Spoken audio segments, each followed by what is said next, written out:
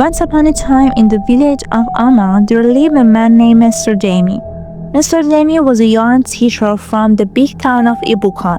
His mind was sharp and his words smooth, and his smile could melt even the stubbornest hearts. When the government heard of the struggles in Amma village, how the young girls were dropping out of school because of early pregnancies, they knew they needed someone special to help. That someone was Mr. Dami. The news of his transfer spread like wildfire. He's coming to teach our daughters about life. The villagers whispered with excitement. His mission was clear: to educate the girls about their bodies and how to use protection and how to avoid unwanted pregnancies that could ruin their futures. For in that community, once a girl got pregnant, her books were shut forever, and he was married off the man who had claimed her innocence. When Mr. Dami arrived, the village turned out to welcome him. The elders, dressed in their finest clothes, stood under the great Joko tree. Baba Ani, the oldest and the wisest, stepped forward. "Teacher Dami," he said, his voice like a drumbeat, "you have come to save our daughters. They are like flowers in the storm, and we need you to shield them." Mr. Dami nodded, his face serious. "I am here to guide them," he replied, "to teach them how to avoid mistakes that will close the doors to their future will open. They will learn to stay safe, to choose wisely, and to value their education above all." The parents sighed with relief. They had seen too many dreams crumble like dry leaves. "With Dami here, things will change," they said, their hearts filled with hope. But as the villagers celebrated his arrival, no one saw the glint in Dami's eyes, a spark that hinted at secrets he kept hidden in the folds of his charming smile. Mr. Dami quickly became the talk of the village. His ways were different from the old teachers that girl had known. He spoke to them gently, not with scolding or shouting. When he talked, it felt like a story unfolding, with every word holding their attention like the string of a puppet. He held his classes under the big mango tree in the schoolyard. The girls sitting on wooden benches listened as he explained things that they had never dared to speak of. "A condom," he said one day, holding one up for them to see, "is a shield. It protects you from the consequences of carelessness." His voice was calm, but his words carried power. The girls nodded, their young minds absorbing every detail. "Your education is your future," he told them, "and you must not let anything or anyone take it away from you." Parents watching from marveled at how their daughters seemed eager to attend school again. These days, they whispered, "It's a blessing. Look how he opened their eyes." But the admiration was not one-sided.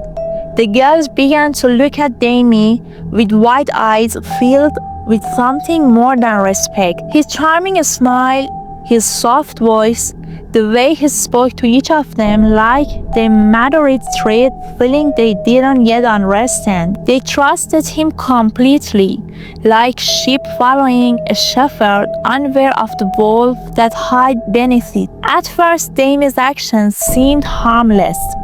He started with small things, a touch on the shoulder here, a playful compliment there. "You are very smart," he would tell a girl, smiling warmly. "One day, you will go far." His words made them blush, and his charm wrapped around them like the soft wool. But soon, Dami's intentions grew darker. One sunny afternoon, after a lesson on the danger of unprotected sex gathered the girls' attention. "Now, you all listen well," he said, his voice firm yet friendly. "But to truly understand what I am teaching, we must go beyond words. Learning is better with practice, isn't it? The girls exchange curious glances. What kind of practice could he mean?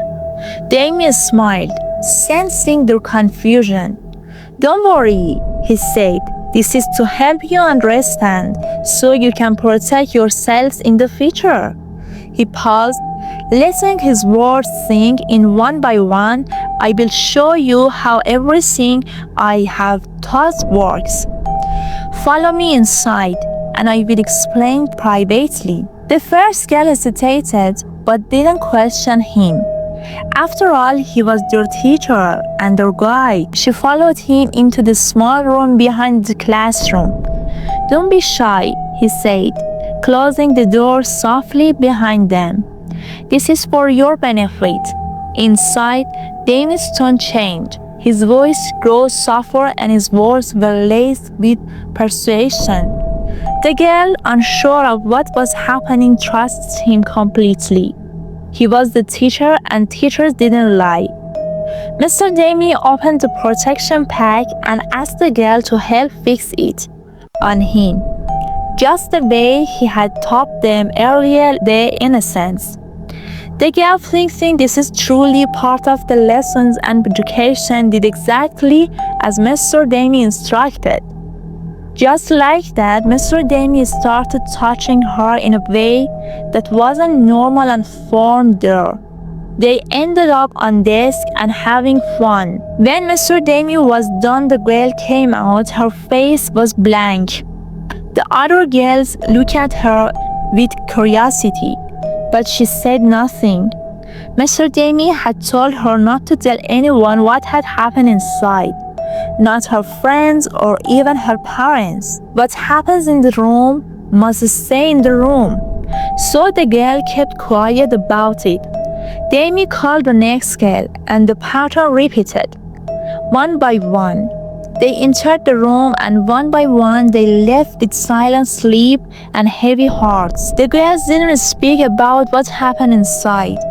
Each one thought she was the only one, and shame kept their mouths shut. Dami's charm and authority silenced them like a hunter who trapped his prey without making a sound. And so the bride, the light of shadow of the time, as Dami's hidden agenda unfolded. Behind the doors, Mr. Dami thought his secret was safe. He believed the four walls of the small classroom hid his secret. But he didn't know that eyes were watching. One hot afternoon, as he called yet another girl into the room, Mako, the village's troublemaker, stood outside, peering through a crack in the wall. Mako had been drawn to schoolyard by curiosity. He had noticed the pattern of girls leaving the classroom one by one, their faces shadowed with confusion. What's going on here? He wondered, his mind sharp as its blade. So he stayed hidden and watched. What he saw made his heart race, not with fear but with opportunity. Instead of shouting and exposing Mr. Dami, Mako kept quiet and left. He had a plan. Later that evening, as Dami made his way home, Mako stepped out from behind a tree, blocking his path. "Oh, Teacher Dami," he said, his voice smooth like a palm oil. "You've been very busy, haven't you?" Dami froze, his smile fading. What? What do you mean?" he asked, his tone sharp. Mako chuckled, folding his arms across his chest. "Oh, nothing much. Just that I saw you today, you and the girls. Very interesting lessons you're giving." Dami's face grew pale. You don't know what you are talking about." He snapped and trying to walk away. But Mako wasn't done. He stepped in front of Dami's again, his eyes gleaming with mischief. "Don't be in such a hurry, teacher," he said. "I am a man of the village, but I am also a man who knows how to keep a secret for a price." Dami's heart pounded in his chest like a trapped bird. He knew Mako's reputation. If this man spoke, everything would be ruined. "What do you want?" Dami asked, his voice low. Mako leaned in, his green eyes widening. It's simple, he said. When you're done with the girls, send them my way. Let me have my share of the education. Dami hesitated, his mind racing, but he knew he had no choice. Marco's thread hung in the air like a storm cloud ready to burst. Finally he nodded. Fine. He said, his voice bitter, but keep your mouth shut. And just like that, the partnership began. The next time Dami called a girl into his room, Mako waited in the shadows. When Dami was done, he sent the girl to Mako and saying, go to my friend Mako. He'll teach you something else. Mako, always ready, welcomed them for open arms. You are safe with me, he would say, his voice dripping with deceit. Together they form a piety, each man feeding off the other's wickedness. But the shadows, the castles grow darker with each passing day. And so they thought their secret was safe. The truth was like smoke.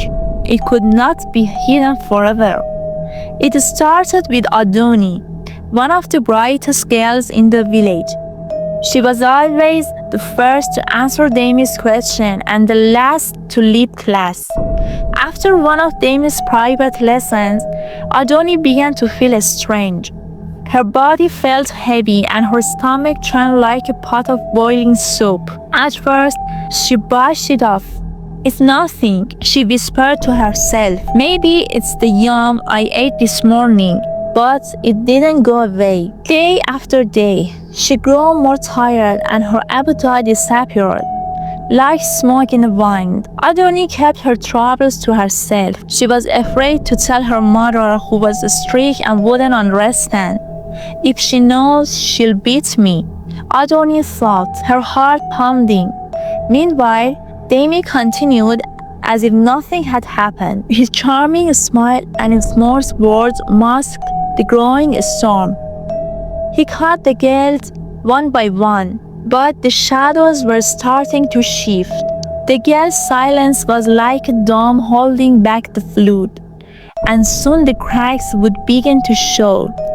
One warm evening, as the sun dipped behind the hills, the girls gathered by the river to fetch water. They laughed and chattered, their voices mingling with the sound of the rushing. Adoni sat seeming distant.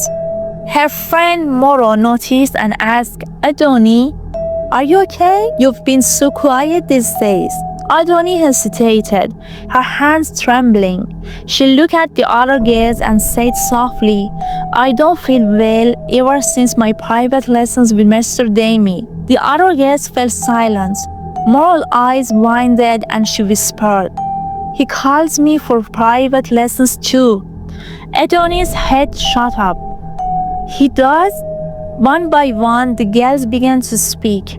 He called me last week, one said, her voice shaky. Me too, another added. The realization hit them like a heavy stone. They weren't the only ones. Dami's words, his promises, and his actions were the same for all of them. Shame and fear filled the air, thick as a morning fog. What do we do? Maria asked, her voice says barely. We can't tell anyone. Adoni said quickly. Who would believe us? They blamed us instead. The girls nodded, their hearts heavy with fear. They knew the truth, but their silence held them captive, each one carrying the weight of their secret alone. But the cracks in the dome were growing wider, and it was the only matter of time before the flood would break free. One evening, Mama Adoni sat outside, her heart peeling cassava for dinner. From inside, she heard a sharp sound and retching. Mama Adoni rushing to find her daughter, hunched over, holding her stomach. Adoni, are you sick? She asked, her voice full of worry. No, Mama, Adoni replied, quickly, wiping her mouth. It's just the food. I'm fine. But Mama Adoni wasn't convinced. She noticed the way Adoni avoided her gaze, the tiredness in her movements. Elsewhere in the village, Mama Moria was also growing suspicious. She noticed her daughters, the closest, were getting tired, and her once cheerful child now seemed quiet and withdrawn. One day, Moro asked, "Why don't you eat with us anymore? Are you hiding something?" Moro shook her head, but her silence spoke louder than words. It wasn't long before other mothers began to see the same sign in their daughters. Vomiting, swollen faces, the sudden need to avoid questions. One by one, whispers turn into murmurs, and murmurs grow into alarm. The mothers gathered under the great Doka tree, their faces heavy with worry. Something is wrong, Mama Adoni said, her voice trembling. Our daughters are not the same. Yes, Mama Moro agreed. They hide their faces like criminals, and their bodies are changing. Baba Ani, who had been listening quietly, he finally spoke. "We must find the truth. Call the girls and ask them if they know what's going on. They must speak." The villagers nodded in agreement. The time for silence had passed. That evening, the mothers and elders gathered their daughters under the mango tree. The air was heavy and the stars above seemed dim. "Speak," Baba Ani commanded, his voice like a clap of thunder. "What is troubling you? Why are you hiding from us, the girls?" They looked at each other, their eyes filled with fear. None of them dared to speak. The secret lay tightly in their hearts, but the parents were relentless. They questioned them one by one, their voices growing sharper. Finally, Adoni broke down, her tears falling like rain. "It was Mr. Dami," she confessed, her voice shaking. "He called us for private lessons and said it was to help us, but it wasn't true. He lied to us." "Mr. Dami?" Mama Moria whispered, her hands flying to her chest as if Adoni's confession opened a floodgate. The other girls began to speak too. "It is true," Mora said, tears streaming down her face. "He made us trust him, and then She couldn't finish her sentence, but the most shocking revelation was yet to come. When the girls, with trembling hands, added, "It wasn't just him. He sent us to Mako too. He said Mako would continue the lessons." The crowd erupted in anger. The betrayal burned like fire in their hearts. Dami and Mako, Baba Ani had ruined our daughters. The parents, now filled with rage, decided they wouldn't wait. They would confront Dami and Mako that night. "Bring torches," Baba Ani ordered. "We will go to Dami's house. He must face the consequences of his actions." The crowd moved as one, their anger lighting the dark night like a wildfire. Justice was coming, and no one could escape it. Mako was lunging outside, hard chewing on a twig. Then he overheard two men talking near the wall. The parents now. One of them whispered, her voice sharp like the crack of a whip, "You are going to Dami's house tonight. He's finished." Marco's heart jumped. He spat out the stick and ran as fast as his legs could carry him to Dami's house. Bursting through the door, he found Dami calmly writing a slate, unaware of the storm brewing outside. "Dami!" Marco panted, his chest heaving. "They know the parents are coming for you. They found out everything." Dami's hands froze, and the color drained from his face. "What do you mean everything?" "I mean everything. The girls have spoken. They know what we have done." For a moment, Dami stood frozen, his mind racing. Then, like a man drowning, he grabbed into the first thought that came to him. "We need to leave," he said quickly. Now, the two men hurriedly packed their belongings, clothes and valuables, into the bag. "We will go to the town," Dami said, his voice trembling. "No one will find us there. But What if the gods are watching? Mako asked, his eyes darting around nervously. They won't be expecting us to leave so soon, Dami replied. We'll slip through the boundary before they even notice. As the parents gathered in the village square, torches lighting the night, Dami and Mako fled into the shadows, heading toward the path that led out of the village. Their hearts pounded with fear, each step echoing like thunder in their ears. But unknown to them, the villagers were smarter than they thought. Baba Ani, sensing Dami might flee, had already sent a message to village. As Dami and Mako approached the edge of the village, they saw the familiar sight of the boundary marker, a large wooden gate. Relief washed over them. We are almost out, Dami whispered. But just as they reached the gate, a sharp voice called out, "Stop there!" Dami and Mako froze. From the shadows, the village guards emerged, their sprays glinting in the moonlight. Looking for something, one of them asked in a cold, commanding tone. Mako tried to talk this way out. We were just going for a walk. The guard laughed. A walk in the middle of the night with bags on your back? He shook his head. You are not going anywhere. Before they could run, the guards grabbed them, tying their hands with thick ropes. You thought you could escape justice? The leader of the guards said, his voice cutting through the night like a blade. News of their capture spread through the village like wildfire. By the time Dami and Mako were dragged back to the square, the entire community was waiting, their faces filled with anger and betrayal. Baba Ani stepped forward, his voice booming. You thought you could harm our daughters and run away? You will face justice here in front of everyone. The crowd roared in agreement, their torches blazing like the fury in their hearts. Dami and Mako, once so confident in their deceit, now stood trembling, knowing that their punishment would be swift and severe. The square was packed with people, their faces grim and their hearts heavy with betrayal. Torches flickered in the night, casting long shadows over the crowd.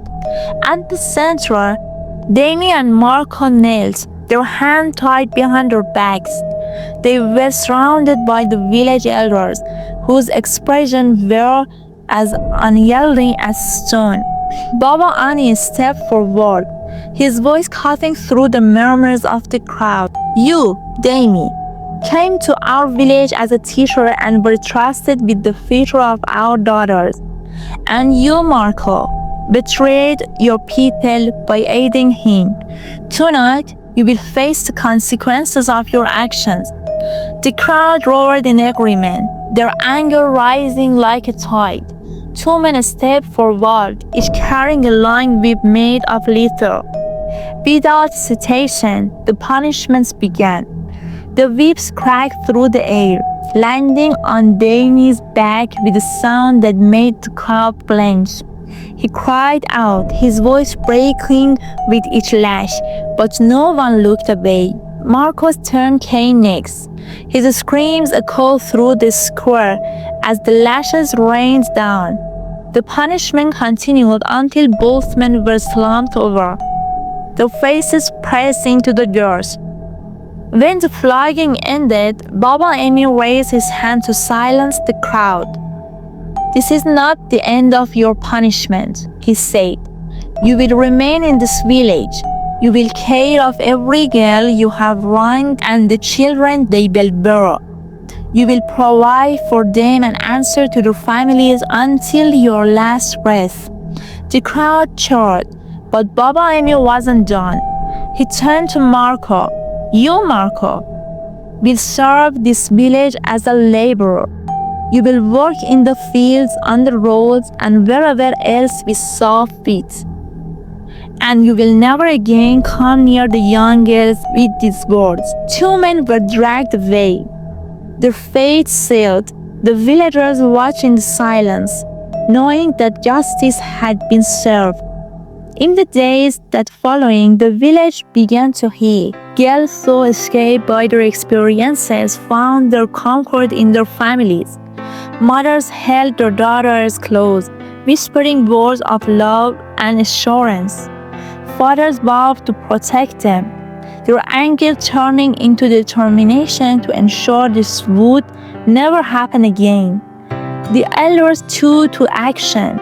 They introduced strict measures to safeguard the young girls, ensuring that no stranger could gain their trust so easily again. Teachers would be carefully chosen, and no man would ever be left alone with the girls. Dami, now a shadow of the man who once was, worked tirelessly to fulfill his punishment. Every day he visited the families of the girls, bringing food, money, and support. Carried the weight of the shame, and his name became a warning to others. Mako to work under the blazing sun, his back bent as he toiled in the field. The villagers watched him closely, ensuring he stayed far from the young girls he had once betrayed. Over time, the girls began to find strength with their family's support. Some returned to school determined to rebuild their futures. The latter, thought faint at first, slowly returned to the village light, sunlight breaking through its storm. The story of Dami and Mako became a tale told around fires and a moonlight gathering. It served as a reminder of a danger of blind trust and the strength of united community. Emma village, though scared, stood stronger than ever. Its people bound by a shared lesson and promised to protect their own. And so life went on. But the memory of those dark days lingered. I hope you enjoyed this story. If so, please like this video, comment on what you learned from this tale, and don't forget to subscribe to this channel for more enchanting tales, just like this one. Thank you.